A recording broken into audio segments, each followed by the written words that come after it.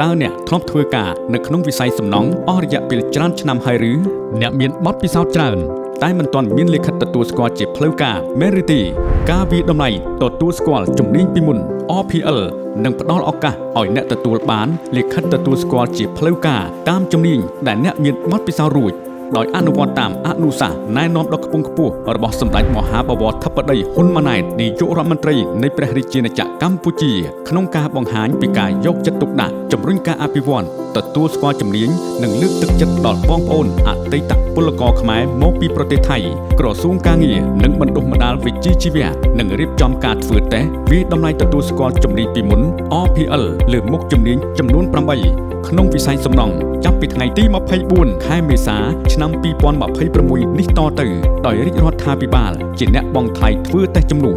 ក្នុងគោលបំណងផ្ដល់ឱកាសឲ្យបងប្អូនអតីតពលករខ្មែរទទួលបានការធ្វើតេស្តជំនាញលិខិតទទួលស្គាល់ជាផ្លូវការងាយស្រួលក្នុងការស្វែងរកការងារធ្វើបង្កើនប្រាក់ចំណូលនិងលើកកម្ពស់ជីវភាពរស់នៅកាន់តែប្រសើរការវិតម្លៃទទួលស្គាល់ជំនាញពីមុនRPL នឹងផ្ដល់ឱកាសដល់បងប្អូនអតីតពលករខ្មែរមកពីប្រទេសថៃប៉ុន្តែមិនទាន់មានលិខិតបញ្ជាក់ជំនាញអាចទទួលបាននៅការទទួលស្គាល់ជាផ្លូវការលើមុខជំនាញចំនួន8រួមមានការងារកំបោររៀបឥដ្ឋនិងបូកការងារការ៉ូការដំឡើងពុម្ពការដំឡើងបណ្ដាញបំពង់ទឹកការដំឡើងបណ្ដាញអគ្គិសនីក្នុងអគារការងាររន្ទាការដំឡើងសរសៃដែកនិងការផ្សារអគ្គិសនីដែលជាជំនាញមានតម្រូវការខ្ពស់ក្នុងទីផ្សារការងារវិស័យសំណង់នាពេលបច្ចុប្បន្នបេក្ខជនដែលអាចចូលរួមធ្វើតេស្តគឺបងប្អូនអតីតពលករខ្មែរមកពីប្រទេសថៃដែលមានបទពិសោធន៍ក្នុងជំនាញទាំង8ខាងលើបងប្អូនអាចចុះឈ្មោះស្នើសុំធ្វើតេស្តវិតម្លៃទទួលស្គាល់ជំនាញពីមុនចាប់ពីថ្ងៃជូនដំណឹងនេះតទៅតាមរយៈប្រព័ន្ធអនឡាញឬទាក់ទងមកលេខ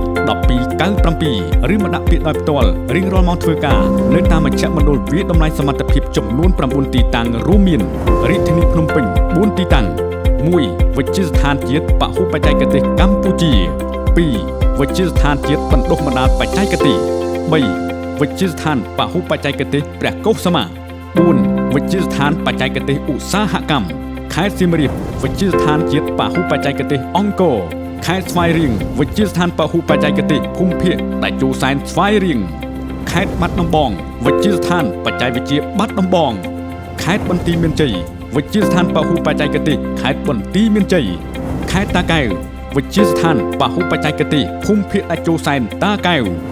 បេក្ខជនអាចស្វែងរកទីតាំងមជ្ឈមណ្ឌលវិតម្លៃសមត្ថភាពទាំង9ទីតាំងនិងចុះឈ្មោះតាមប្រព័ន្ធអនឡាញដើម្បីធ្វើតេស្តតាមរយៈ QR Code បេក្ខជនតម្រូវមកធ្វើតេស្តតាមការណាត់ជួបរបស់មជ្ឈមណ្ឌលវិតម្លៃសមត្ថភាពដែលការធ្វើតេស្តត្រូវបានរៀបចំនៅរៀងរាល់ថ្ងៃសុក្រសៅរ៍និងអាទិត្យតាមពេលវេលាដូចខាងក្រោមពេលព្រឹកចាប់ពីម៉ោង 8:00 នាទីដល់ម៉ោង 11:00 នាទីពេលរសៀលចាប់ពីម៉ោង 1:30 នាទីដល់ម៉ោង 4:30 នាទីពេលយប់ចាប់ពីម៉ោង 5:30 នាទីដល់ម៉ោង 8:30 នាទីបេក្ខជនដែលស្នើសុំចុះឈ្មោះវិតម្លៃទទួលស្គាល់ជំនាញត្រូវបំពេញព័ត៌មាននិងផ្ដល់ឯកសារចាំបាច់មួយចំនួនដូចជាលិខិតបញ្ជាក់អត្តសញ្ញាណឬលិខិតឆ្លងដែនឬលិខិតធ្វើដំណើរពលករកម្ពុជាធ្វើការនៅបរទេសឬឯកសារបញ្ជាក់អត្តសញ្ញាណផ្សេងទៀតចេញដោយអាជ្ញាធរមានសមត្ថកិច្ចបានពលករកម្ពុជាទៅធ្វើការនៅបរទេស OCWC